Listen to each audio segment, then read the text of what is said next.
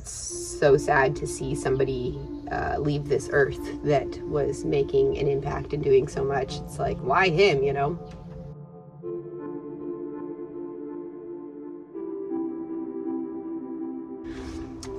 There's a misconception that when you give your life over to God, that all of a sudden life's going to be easier for you and better, and all your problems are going to be fixed. It's like, well, now I have the Lord. No, it's quite the opposite. When you decide to, what I've noticed is that no, when you dedicate your life to God, the devil attacks you even more. And I've come to the conclusion that it is because, think about it, there's some people that are non-believers and nothing bad ever happens to them, and that has to be like the devil leaves them alone, because if anything bad does happen to them, those people are probably more prone to turn to God. And then the ones that are rooted in their faith, if the devil goes after them and just hits them over and over and over again with evil, you know, I think that is going to ultimately make the people that believe in God now question their faith in God. And how many people have you guys met? I have, in particular, personally met people that went through a tragedy and it made them turn away from their faith, because they were like, how could God let this happen to me? I've been such a strong believer in him. How could he let this happen? And there's a lot of people that don't believe in God, and that is usually their number one argument. If there really is a God, how can there be so much suffering on the earth? So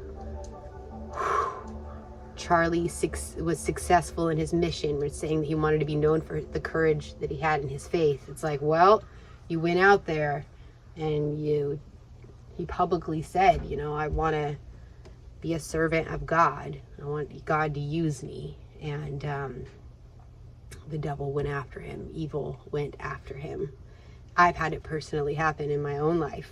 The moment I started getting very religious publicly in December 2023 and talking about how I've given my finances to God and my life, you know, my life's purpose to God, but I never gave him my love life, and that I was now, you know, going to abstain from sex before marriage, and I was going to give God my love life for the first time. And after I announced that shortly after is when I met John, and it seemed like it was meant to be. And then all of a sudden we all saw what happened with my ex-boyfriend and him making a false police report about me, and it just making my reputation blow up on the internet. And I was like, whoa. And so I feel like I've experienced that type of attack, a spiritual attack, firsthand myself. And that's what made me come to the conclusion that if you want to be a follower of God and you're very public about it, you better be ready to be attacked by the devil. And some would say, well, then why would you do that? And it's because of the faith that we have, that there's something waiting for us on the other side, and that this time on earth is just a test. And so if you fall into the trap of going after the worldly things, you fail the test. If there's just a sliver of a chance that this is a test here on earth, that all of this is a test, I don't want to fail it.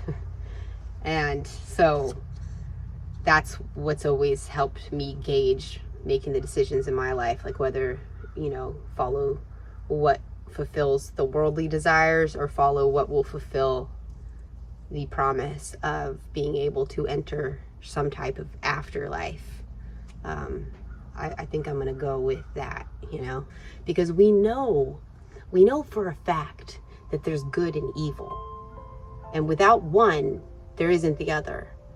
So there has to be a God, because God is good. So there has to be, because we know that good exists and we know the evil exists. So if you can't have one without the other, they have to both exist. We know the evil exists, so we know that God exists. You know? That's how I look at it. So I'm like, well, so anyways, I'm rambling. Let me ramble. So part of me feels like, you know, he probably passed the test. I think he passed the test. And God promises that he will use all things for good, those who follow him. And and I feel like I experienced that firsthand after I was so feel like spiritually attacked after I made my very public announcement of giving now everything over to God. It seemed like that would have destroyed me, the whole getting arrested and my reputation being dragged through the mud and me never really figuring out how to fix it yet. But God used it he turned it into good by that being the moment that I got sober. So, and all of a sudden I no longer struggled with drinking after that. So that's just a miracle to me.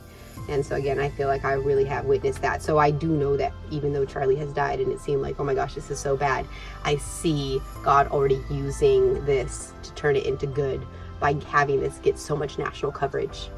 And so I have faith that all of this is for a greater good, and that Charlie did successfully achieve his purpose here on earth, and that he has been granted access into whatever's next for us, you know? Charlie said himself he wanted to be remembered for the courage that he had in his faith, and so he'll be remembered for that.